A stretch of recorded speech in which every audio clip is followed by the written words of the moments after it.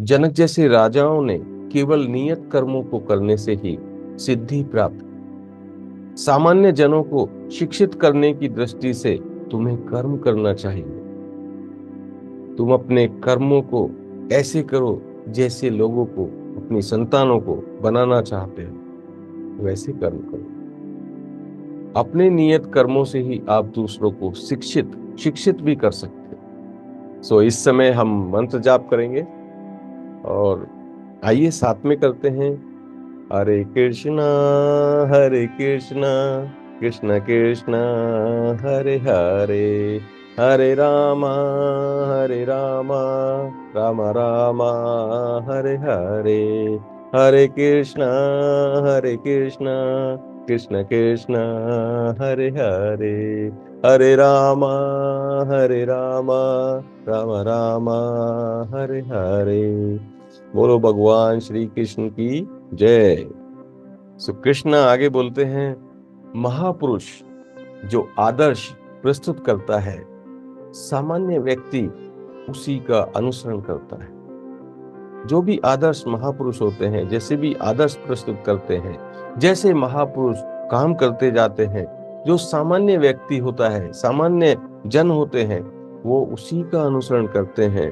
उनके पीछे पीछे उनके पर चिन्हों पर चलते हैं। वह अपने अनुसरण अनुशासित कार्यों से जो आदर्श प्रस्तुत करता है, पूरा संसार, पूरी दुनिया उसका अनुसरण करती है। हे पृथा पुत्र, तीन लोकों में मेरे लिए कोई भी कर्म नियत नहीं है, ना मुझे किसी वस्तु का अभाव है। हे कुंती पुत्र अर्जुन, तीनों लोकों में मेरे लिए ऐसा कोई काम नहीं है जो मुझे करने की जरूरत है, और ऐसी कोई चीज भी नहीं है जिसे मैं चाहूं और वो मुझे ना मिले। मैं अपने नियत कर्म करने में तत्पर रहता हूँ, हमेशा तत्पर रहता हूँ। ये मैं सिद्ध कर रहा हूं कि निष्काम कर्म करके जीवन संभव है।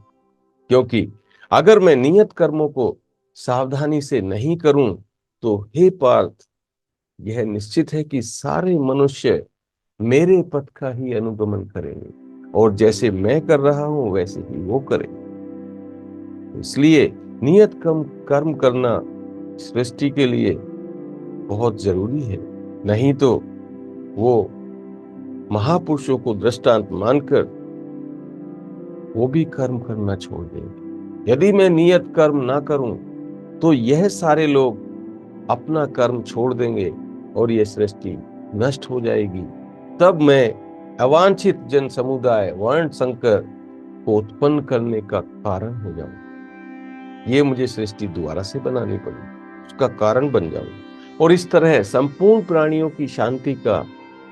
हे अर्जुन, जो आपके ऊपर इतना, आपके लिए इतना दया भाव रखते हैं, इतना आदर्श दिखाते हैं, इतना सम्मान रखते हैं, अगर आप ऐसा युद्ध से पीछे हट जाएंगे, तो वो आपके बारे में आपको दृष्टांत मानकर अपना कर्म छोड़ देंगे,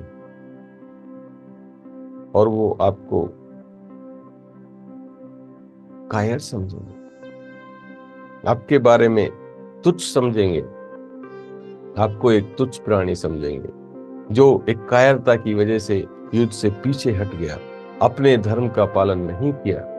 जिस प्रकार अज्ञानी कर्म फल की आसक्ति से कार्य करते हैं, उसी प्रकार विद्वान जनों को चाहिए कि वह लोगों को उचित पथ पर ले जाने के लिए अनासक्त रहकर कार्य करें। अज्ञानी पुरुष, अज्ञानी मनुष्य हमेशा कर्म फल के लगाव से ही कार्य करते हैं। अगर उन्हें कर्म फल नहीं दिखता है तो वो कार्य नहीं करते। लेकिन विद्वान जनों को चाहिए कि वह लोगों को उचित पथ पर, जो सही रास्ता है उस पर ले जाने के लिए बिना किसी लगाव के रहकर कार्य करें। विद्वान व्यक्ति को चाहिए कि वह सकाम कर्मों में आसक्त अज्ञानी पुरुषों को कर्म करने से नहीं रोके। अगर कोई अज्ञानी पुरुष अपने आप से ही अच्छे कर्मों में लगा हुआ है, तो उसे ना रोके, ताकि उसके मन को ताकि उसका मन विचलित ना हो, परंतु भक्ति भाव से कर्म करते हुए वह उन्हें सभी प्रकार के कार्यों में लगाएं, जैसे कृष्ण भावनात्मक का क्रमिक विकास हो, जिससे कृष्ण भाव का विकास हो। ऐसे कर्मों में जीवात्मा अहंकार के प्रभाव में मोहग्रस्त होकर अपने आप को समस्त कर्मों का कर्ता मान बैठता है। जो जीवात्मा है अहंकार के प्रभाव में मोहग्रस्त होकर, मोह से ग्रस्त होकर उसके अंदर अहंकार आ जाता है और वह अपने आप को सारे कर्मों का कर्ता मान बैठता है, जबकि वास्तव में वह प्रकृति के 3 गुणों द्वारा संपन्न किए जाते हैं। कौन से गुण हैं?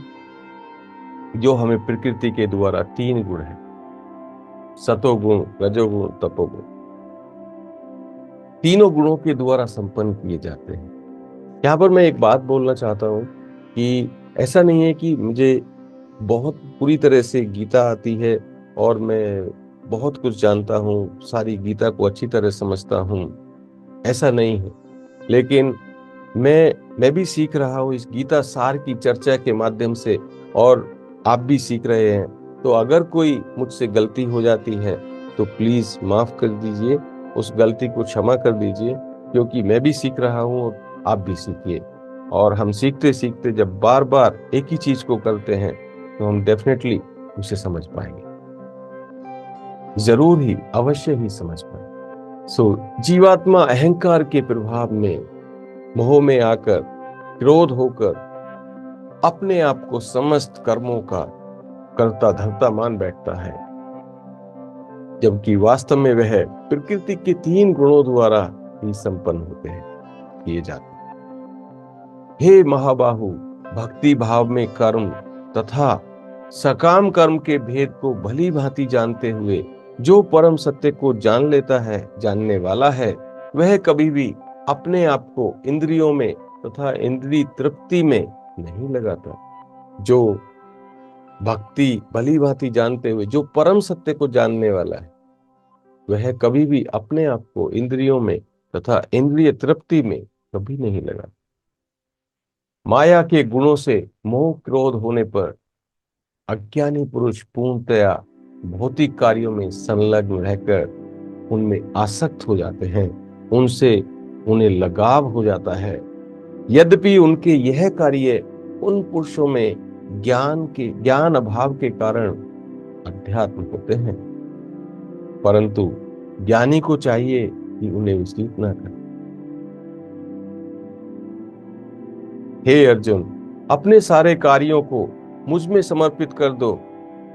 मुझे पूर्ण ज्ञान से युक्त होकर लाभ की आकांक्षा से रहित, स्वामित्व के किसी दावे के बिना या अतिरिक्त से रहित होकर युद्ध करो। किसी भी लोभ से रहित होकर युद्ध करो।